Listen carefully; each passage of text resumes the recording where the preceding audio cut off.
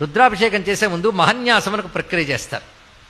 మహన్యాసం అంటే ఏమిటో కాదు, మనలో శరీరభావం బదులు శివభావం పెట్టుకోవడమే మహన్యాసం. అందుకే ప్రతి అణువణువున శివమంత్రాన్ని న్యాసం చేసుకుని ఆరాధన చేస్తారు. అప్పుడు శరీరమంతా శివమయమైపోతుంది, మంత్రమయమైపోతుంది. ఎందుకంటే మంత్రం మనం చేస్తుంటే మనకు తెలియకుండా మన ప్రాణంలో మంత్రం తిరుగుతుంది శబ్ద రూపంలో. ఆ ప్రకంపనలో శరీరంలోకి తేజస్సు వస్తుందండి. ఆ తేజస్సు మనల్ని ఎక్కడి నుంచి రక్షిస్తూ ఉంది అంటే అక్కడ మంత్రంలో చెప్తాడు, సర్వభూతేషు అపరాజితో భవతి తతో భూత ప్రేత పిశాచ బ్రహ్మరాక్షస యక్ష యమదూత సర్పస్వాపద శాకిని ఢాకిని. ఇలాంటి జ్వరాహ ఉపద్రవాహ సర్వే జ్వలం తం పశ్యంతు మాం రక్షంతు. ఇది మంత్రం చెప్తారు ఇక్కడ. ఎప్పుడైనా చేసేదానికి అర్థం తెలుసుకుంటే చాలండి, అనుభూతి అప్పుడు వస్తుంది. అర్థం తెలియకుండా చేస్తున్నాం కానీ అనుభూతి రావట్లేదు. ఇక్కడ అనుభూతిలో చూస్తే నా నుంచి ఈ సాంభవ తేజస్సు ఒకటి వస్తుంది. అంటే ఎవడి సాధన చేస్తున్నా వాడి నుంచి ఆ దైవీ తేజస్సు ఒకటి వస్తుంది. ఆ దైవీ తేజస్సు సూక్ష్మ ప్రపంచంలో కనబడుతుంది. మన చుట్టూ మన కంటికి కనబడిన సూక్ష్మ ప్రపంచం ఉంటుంది.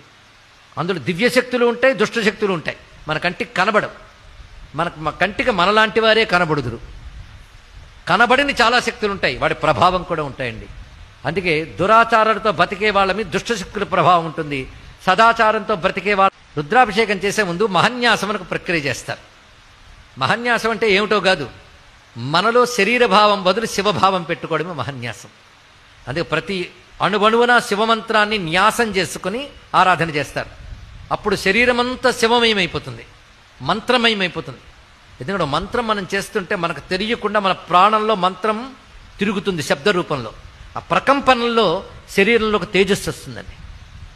ఆ తేజస్సు మనల్ని ఎక్కడి నుంచి రక్షిస్తూ ఉంది అంటే అక్కడ మంత్రంలో చెప్తాడు, సర్వభూతేషు అపరాజితో భవతి తతో భూత ప్రేత పిశాచ బ్రహ్మరాక్షస యక్ష యమదూత సర్పస్వాపద శాకిని ఢాకిని.